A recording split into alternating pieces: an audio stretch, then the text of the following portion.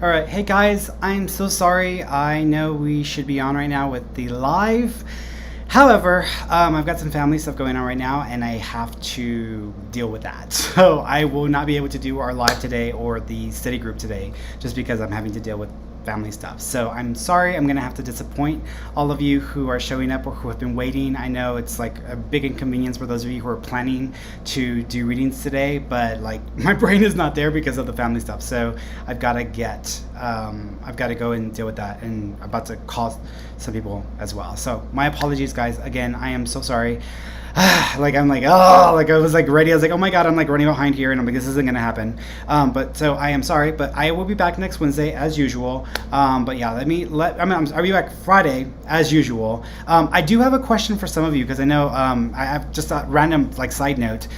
For those of y'all who had the Johnson vaccine, how many of y'all had a response where you were feeling like tingling and coldness in your like arm or legs? I'm curious, like how many of you had a response like that? Just because I'm curious if that's a common symptom or not. Just because my sister got the vaccine and she's been experiencing that, and she went to the doctor and they said she's okay. But I was just curious because I was like, I didn't see that as like a common symptom, but I was just curious if people have been having that response. But I'm curious if those of you who got the Johnson & if you, because I did the Pfizer and my other family members did Moderna, and they had like cold symptoms and everything, which she also had as well. But I was like, let me ask people if they've also had the same sensitivity to like the extremities. So those of you who've had Johnson, if y'all have had like responses, like sensitivity, not pain, but just tingling in like your legs or your arms. I'm curious, like how long did it take for that to go away? Just because I was trying to look for stuff online, and most people, they talk more about it in Canada and they talk about that in the UK, and that usually takes 2 or 3 days. But I don't know, I haven't seen a lot of information online in the States that has like that